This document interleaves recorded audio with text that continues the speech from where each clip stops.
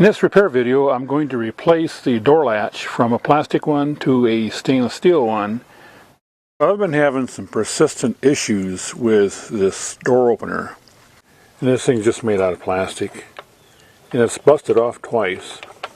And the other day, we had a pretty good wind and the top two screws got ripped out of here. So I'm going to have to fix this somehow. And I decided that one of the problems is if you measure from here to the hinge, and then from the hinge to here, they're exactly the same distance.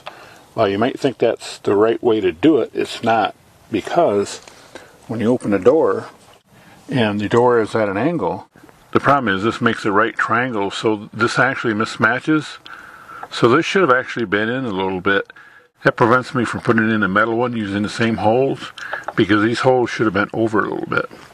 So what happens is when you latch this, you have to push it over to get it to latch, and that stresses the plastic here, and that's how it breaks.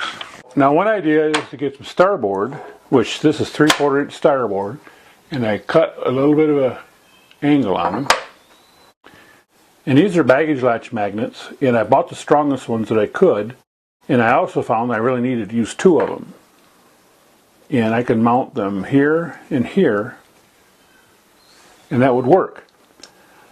However, the only problem is this sticks out quite a bit, and it's kind of a monstrosity looking thing, and I just didn't like the aesthetics of it. These are the ones I prefer because they're made out of stainless, and you're not going to break or anything.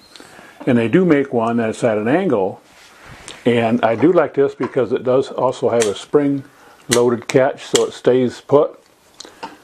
The problem is this angle is way too much for my door. So what I found that I could get away with is taking a straight one, put this in a vise, and just whack it just a little bit. You don't want to overdo it. And that will bend it, hopefully just enough. And this is what I come up with. And this is just exactly the right angle that I need. And it doesn't have the spring, but otherwise it's just as good in any other respect. And if you were real careful, now I can straighten this out a little bit even more, but that's not too bad.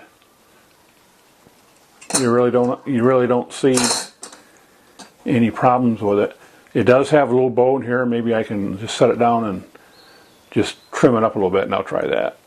I pulled the old catch off, and I got to move it that way just a little bit, which is fine because these are already stripped. And this one's stripped. This is the only one really holding. The main problem with this all along, and why this doesn't hold, is because they drilled holes in here, and this fiberglass is, if it's an 1/8 inch thick, I'll be surprised. And they do that with a pneumatic drill, and of course, they just reef on it. Well, of course it's going to strip it. I have this Boat Life seal, and it's a combination of caulking and adhesive. And it is a semi-permanent bond, and it'll bond to the whole surface area here. Plus, I'm thinking maybe I'll put rivets in here instead of screws, because the rivets will expand behind the hole and maybe help hold it a little better. And by the way, this is a polyurethane, so it's more than just a silicone. This is actually quite an effective adhesive.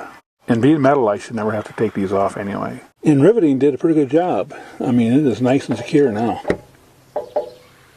And so now for the last little touch, I'm going to put just a little rubber pad underneath here. It's just a little self-adhesive back pad. And so there we go. Perfect. And you can clearly see here where I really didn't bend it that much at all. It still looks pretty straight. Well, let's check the fit of the new latch. There you go. Perfect.